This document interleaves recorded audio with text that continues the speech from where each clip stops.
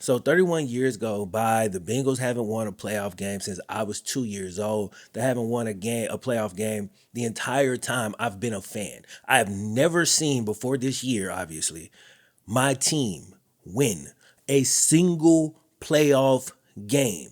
Can you understand that, bruh? Never. So we tried to tell him it was new stripes. New stripes, man. A new day. It wasn't just talk. We really here. My Cincinnati Bengals have made it to the Super Bowl, bro. Who they, man? Who they, bro? We in the... So being down with a team who hasn't won a playoff game since you were 2 years old and just rocking that whole time, pretty unique experience. So let me try to describe what I'm feeling. Have you ever been a fan of maybe an underappreciated artist, and for years you try to get people to see what you see, and that this artist has all the potential in the world, they're dope, you should pay attention to what's going on over here. But over and over they just tell you why everybody else is better. But then that artist that you've been a fan of forever just dropped that mega hit and go platinum in the first week, and then you feel like you went platinum. That's how I feel right now. Or maybe you got a loved one with all the potential in the world, but over and over and over you watch as they stumble. But you never give up on them. You never give up on them. No matter how people tell you you're crazy and they never gonna amount to nothing, and you never turn your back. And then one day, things start going right. They start slowly stacking good days. Then they start a little successful business, get married and close on a house. Then a couple of years after that, they start lending you money for a change. Like, that's how I feel being a Bengals fan in 2022. It's kind of crazy. Throughout all my years on YouTube, I have rebuilt so many teams over and over, from worst to first, worst to first, worst to first. And finally, in real life, my team, worst to first, baby. At least in the AFC. We still got one more game. We were famously mocked and picked to finish last in the AFC North, but at the end of the year, we finished first in the entire AFC. It's a good day to be a Bengals fan, man. Y'all know what time it is, fellas. Chew the Wayne. Yeah, you'll never know quitter, 'cause I'ma go get her. Alright, man, real quick before we jump into the video, it's time for a quick word from today's video sponsor, Current. So this little card right here, this is one of the best modern ways to manage your money, because you can do it 100% on mobile. On top of that, it offers some pretty dope perks. You can deposit your checks using only your camera phone, and you ain't gotta worry about no hidden fees or minimum balances. You can also get your paychecks up to 2 days early, which can be a lifesaver when unexpected expenses pop up. This can save you from the credit card debt, or even worse, payday loans. This is the future, a way to manage your money in the modern world that we live in today. So if you're interested, click the link in the description and get you a Current card today. Shout out to Current once again for sponsoring the video. Without further ado, the feeling of happiness, validation, and pride, like honestly pride I feel in my franchise right now, can only be achieved by going through tough times and staying down with a team. So I've often been asked, why did I even become a Bengals fan in the first place? And the answer is actually pretty simple, but of course, I gotta tell the story for him. I'll keep it brief. So I'm a kid from Mississippi, a state with no team. Basically meaning I was born a free agent, bro. I could have chosen any team in the entire league, but I chose this. Why? Growing up, I noticed a pattern with the men in my family. Like me, they too, being from Mississippi, we didn't have a home team, so everybody was just scattered out. My dad's a diehard Cowboys fan, my uncle's a diehard Eagles fan, and my granddad was a Dolphins fan. My dad sat angrily in front of the TVs many Sundays watching them Cowboys. My uncle would go on profanity-laced rants about the Eagles, like all the time, but they still bled for them teams no matter what. So I was kind of inadvertently taught, you pick a team, you stick with them, no matter what.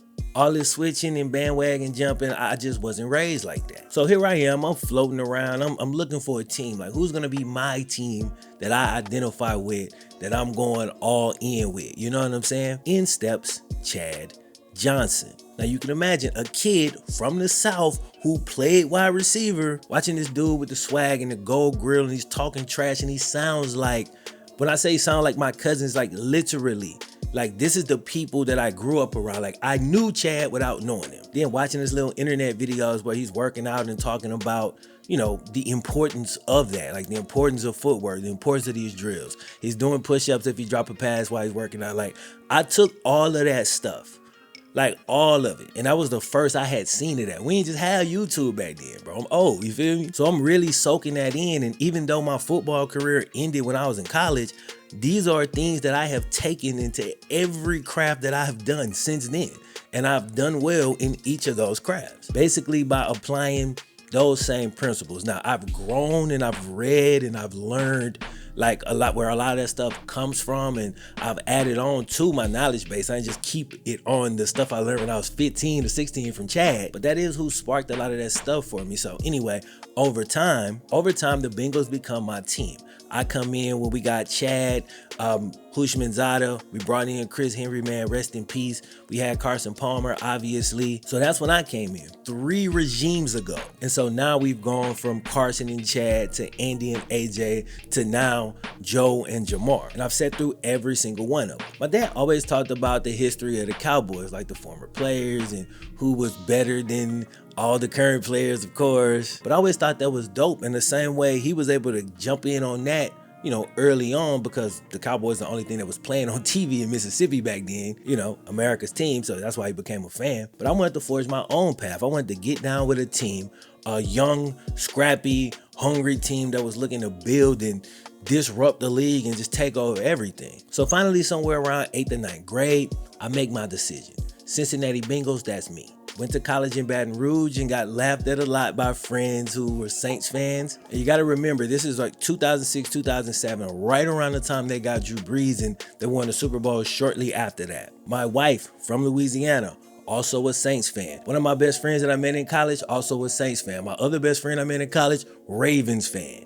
Okay? So I have been the only Bengals fan to exist in my bubble pretty much my whole life. And I do want to say this, ain't it crazy that the second I move away from Baton Rouge, where I lived for 10 years, LSU fans finally become Bengals fans? I could get none of that love when I was down there, bro. But either way, man, welcome. We happy to have y'all. But yeah, man, the Saints win the Super Bowl, the Ravens win the Super Bowl, and everybody is having a year.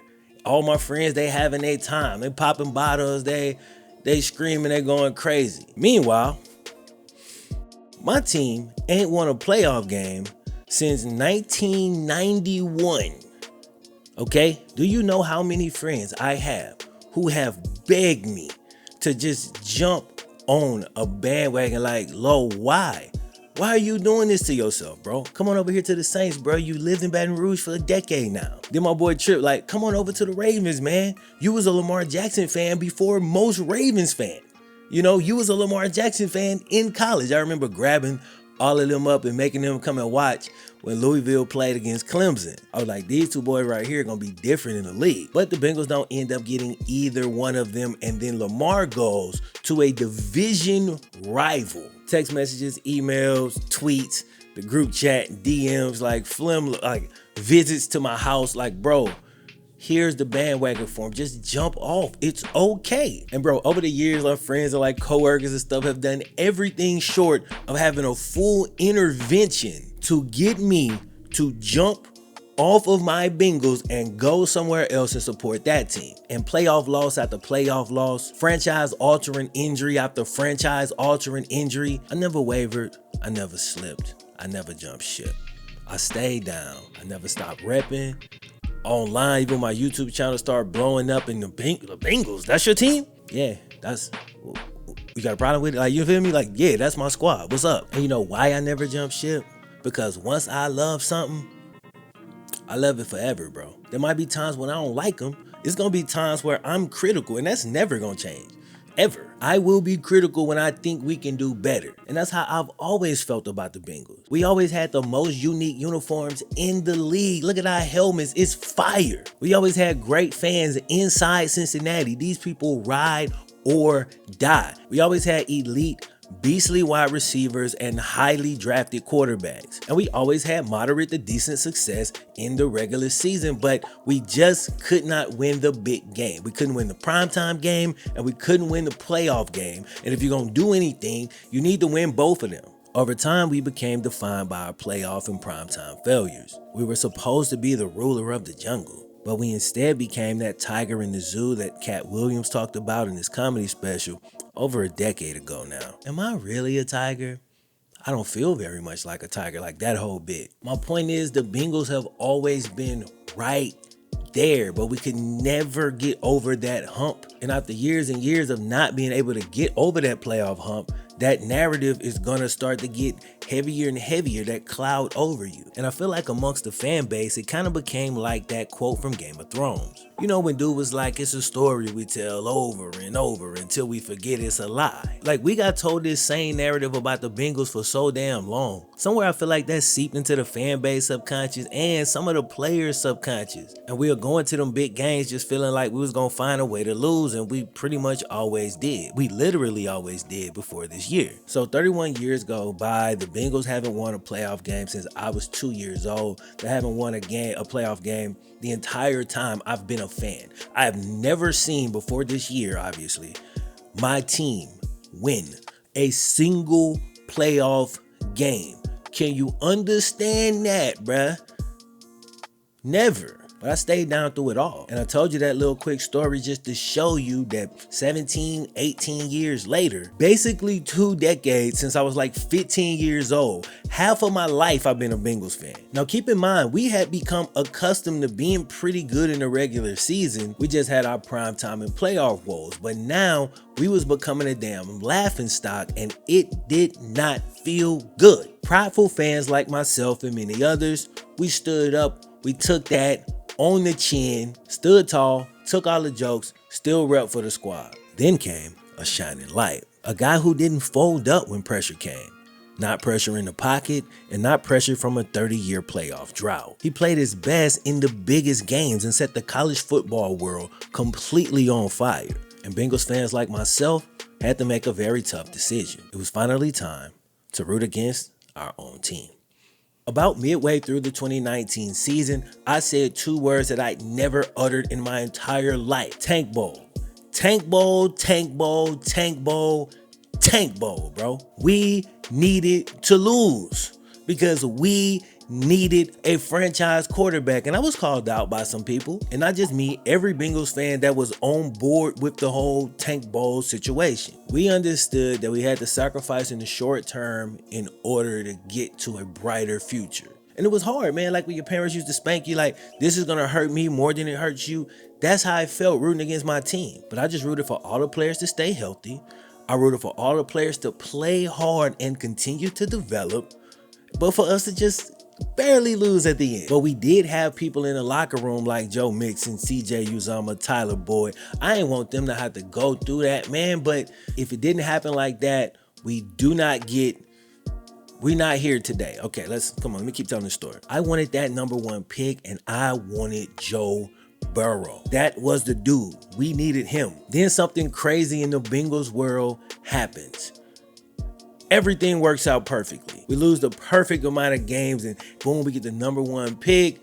They float around Justin Herbert. Some people was talking to him before the injury, but at that point, I was keyed in on Burrow. I was like, bro, get Burrow. If they don't get Burrow, I'm gonna lose. Like, I was gonna lose it. Only quarterback in that draft, in my opinion, that can do what he has done for the Cincinnati Bengals. And to be quite honest with you, he's done it way faster than I expected. We get Joe Burrow, #1 overall. Then tragedy strikes. Here we go again. Like, can we not have nice things? Like, what's up? But it ends up working out because that injury allows for us to lose enough, the perfect amount of games to get Jamar Chase. And this man is a beast, bruh. I sat there in that preseason video and told y'all he was the best receiver in the draft he was in, and the one the year before with CeeDee Lamb and all of them. Got a little bit of pushback, and I wasn't trying to say that Lamb and them ain't good, because they are, and I like them very much. But Jamar Chase was just a different kind of prospect, and people was not realizing it, bro. So anyway, we get roasted over the Sewell thing. People are saying we should be disbanded, XYZ, Joe Burrow should have pulled the Eli Manning, blah, blah, blah. But we get Chase, and all of a sudden, The roster building from the 2 previous years starts to make a whole lot of sense. Check this out. So in the offseason, going into the 2020 NFL season, we brought in DJ Reader, Von Bell, Mackenzie Alexander. 2 of those guys are huge reasons that we're going to the Super Bowl right now. It's crazy every time I say that, I gotta say it in slow motion. The Mackenzie Alexander signing was cool, and we saw a lot of things we liked. So the next year, we upgraded yet again in that spot and brought in Mike Hilton through free agency. We also brought in Cheeto from the Cowboys, Larry Ogunjobi, Eli Apple, you know what I'm saying? Eli Apple, who has played great for us, and of course, Trey Hendrickson. Notice none of these are particularly big names, and the Bengals didn't go out and just look to make random splash plays. All right, let's get let's get the highest paid corner over here, and then the highest paid edge rusher over here, and call the defense good. They got good players that fit the scheme, veterans, leaders, winners. Those 2 free agent classes are huge. A huge reason for our success. And again, that was in just 2 years. Same 2 years in the draft, we get Joey then T. Higgins back-to-back picks, 1st and 2nd round in 2020. Logan Wilson, who has been great all year, making huge plays all postseason, had the game-winning pick versus the Titans. He was the 3rd round pick. And the rest of that draft have also contributed, starting at times throughout this year and making plays. The very next season, we get Jamar, pair him with Higgins, who had just got there the year before, and we still got Tyler Boyd, who's been a soldier and an underrated slot receiver on the Bengals for years. Okay, we formed the Migos. Jackson Carman's been up and down. Joseph Osai, edge rusher, beat Tristan Wirfs in the preseason and sacked Tom Brady, but then he got injured and missed the entire season. But the other big impact guy in that draft, you know him, you love him, Evan McPherson. And I understand Evan McPherson is a kicker, so technically he's special teams, but we got him because he's a weapon. We got him to score points, and I think he's hit the most field goals of any rookie kicker ever in the postseason, so that has worked. We have scored points more than the other team every game in the postseason, and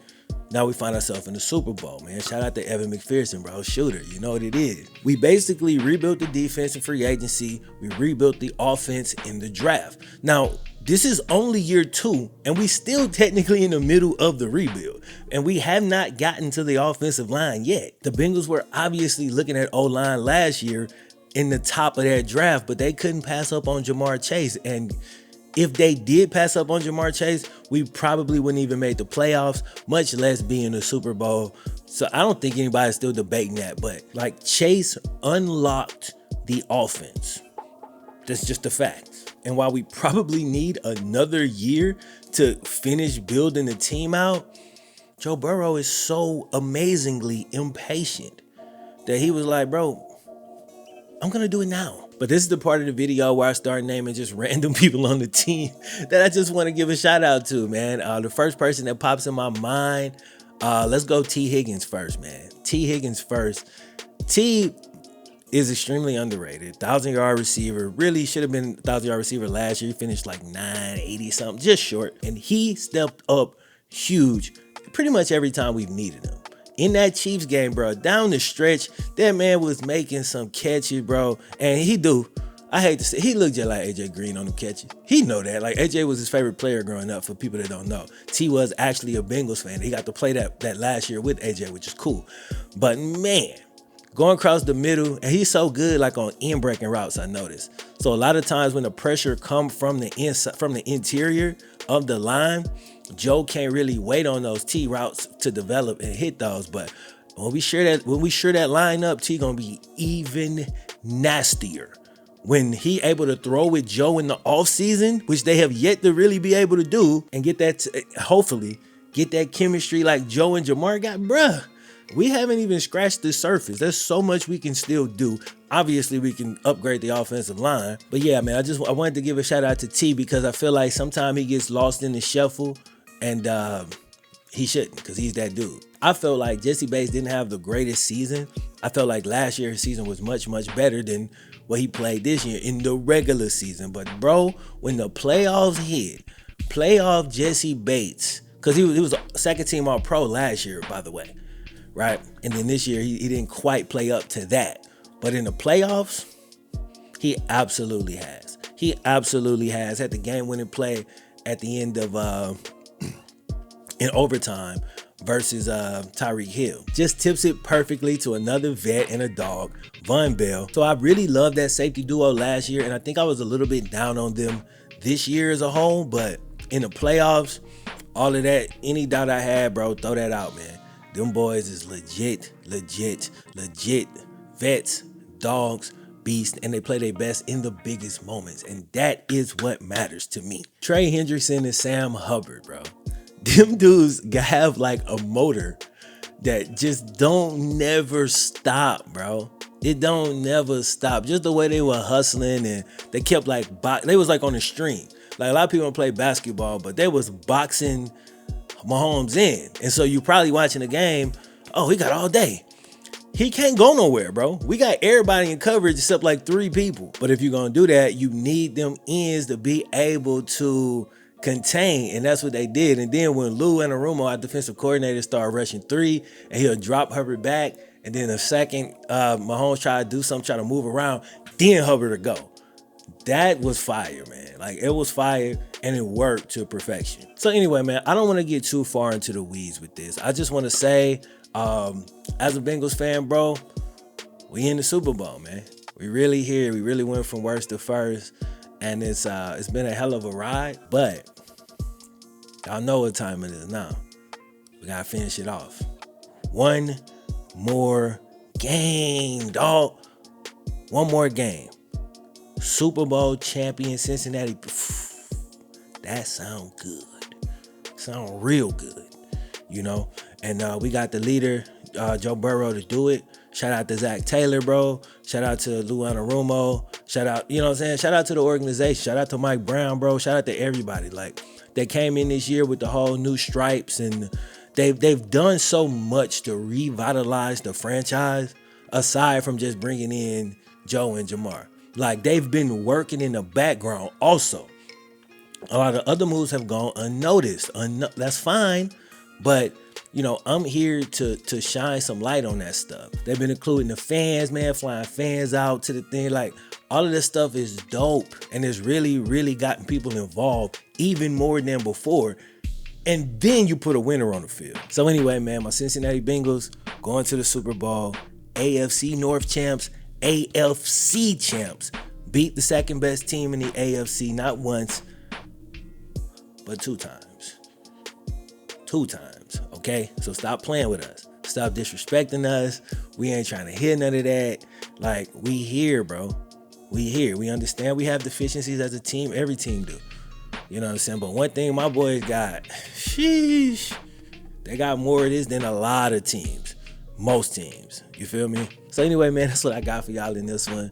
I'll catch y'all boys in the next one, man.